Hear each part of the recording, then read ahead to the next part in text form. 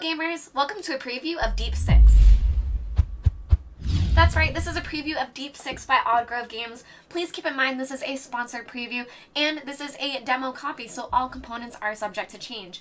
You can see that this is what I have set up in front of me, but I do have some cards that are even missing their artwork, so please keep in mind that this is a complete demo copy. However, a lot of the artwork that we already see is pretty beautiful. Now, in Deep 6, players are going to be playing head-to-head against each other for claiming a territory with a bit of chaos involved, with a deep lore of an alien world where people are vying to be rulers of the area that they are living in, and to do so, there are these formidable foes that have different abilities that they are able to do to control their units and make this much easier for them. I'm just going to jump right into it because I think this is really exciting. This one is a game where you are fighting for territory, which I really love, so we're just going to jump right into it. Now you can see in the game, there is a yellow player and a black player, and they are set up on a board like this. There are different ways that you can set it up, however, this is the suggested way to start, and you can see that I have a leader started in each of the areas. Now on your turn, you are going to be doing different things, but the main thing you're going to be doing is playing cards from the deck. Now, I have the deck down here, but I do have it all separated instead of shuffled together to show you what the different cards do, but this is what you'll be doing throughout the turn. So, for your actions, you'll have two choices. Your first action will be to draw a card, and you'll be drawing one of these three cards. The most important one is your units. So there is no hand in Deep 6. As soon as you draw a card, you will be playing it down onto the board, so there isn't too much analysis paralysis in that aspect, that as soon as you draw something, you play it immediately, and that's just what happens. So if you look at your units, you'll see that they have different powers, and that is their strength and health in battle.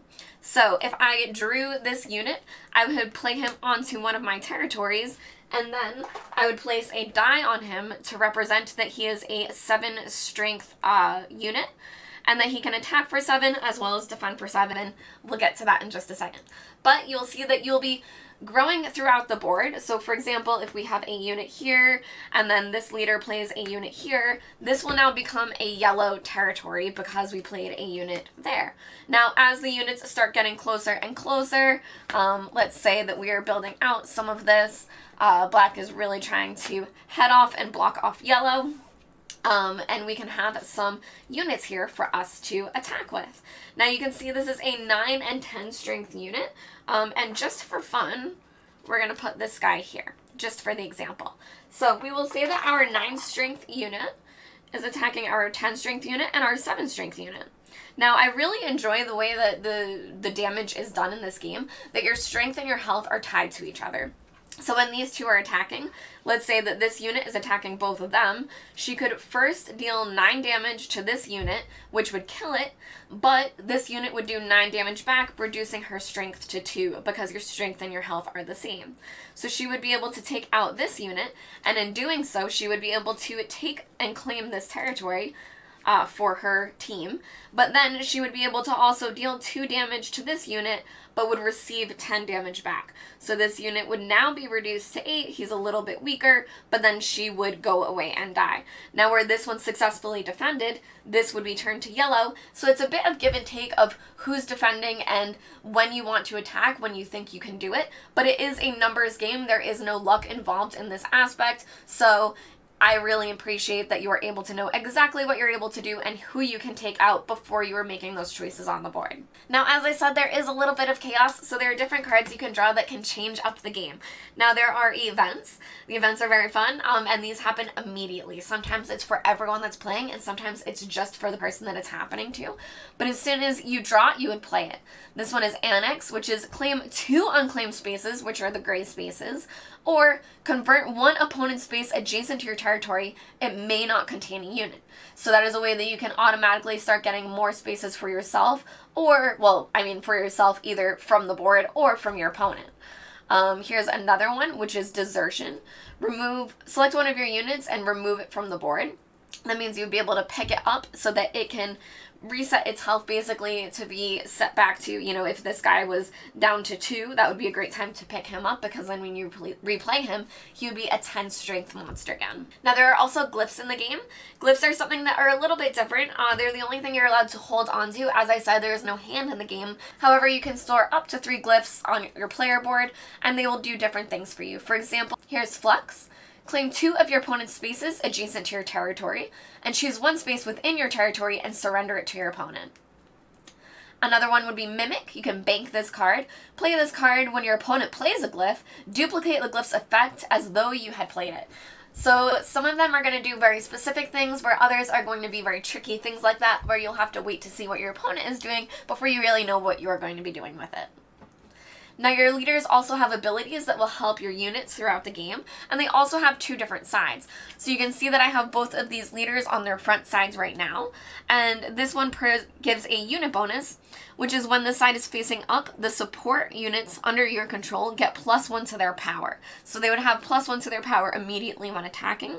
And the ability is, if you have 7 or more units on the board, you may flip this leader to its back. So let's flip it over to see what the back would say.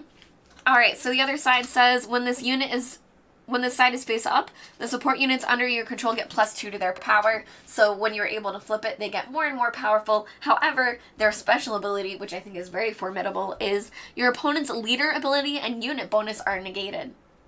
I'm so sorry, I didn't know that was gonna happen. This is Nuka. She's usually not the one on camera, but,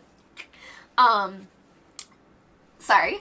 So that's a way that you can have your abilities and your different things that affect the units, but keep in mind that it could be negated by other people's powers, and then it's a free-for-all of which things are interacting with which and who is in charge.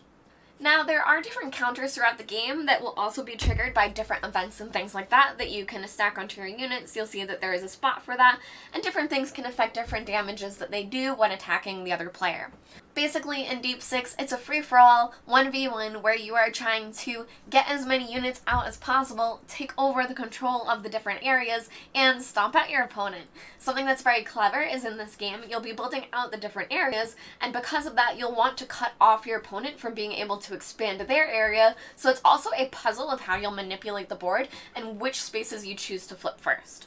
Now, as I said, there are different layouts which can provide an extra challenge, as you can separate them out different ways and make it more and more challenging for how you set up the boards and where you are cutting off different players and where you're able to get different spaces for yourself.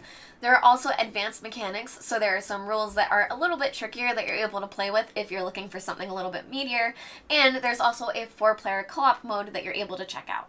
As a reminder, this is a demo copy, so all of the components here are subject to change, and this has been a paid preview. Deep 6 is currently on Kickstarter by Odd Grove Games. Their link will be down below for you to check out their crowdfunding campaign.